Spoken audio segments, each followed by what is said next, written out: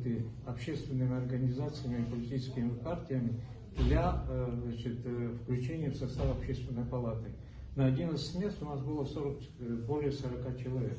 То есть конкурс был определенный, значительный, и это говорит о том, что заинтересованность общества в деятельности общественной палаты есть. И состоялось первое заседание общественной палаты 6-го созыва, избрали секретаря общественной палаты, были две кандидатуры: Давида Чичевича Пилия и Гульнары Мелитоновны Кичба. Давид Чичевич снял свою кандидатуру, он поступил, как считал нужным, и я думаю, что в его адрес прозвучали сегодня лестные слова за этот такой поступок, и я думаю, он заслуживает еще большего уважения. Состав серьезно сменился? Или... Да, ну состав у нас из прошлого состава осталось 12 человек, 23 человека новых.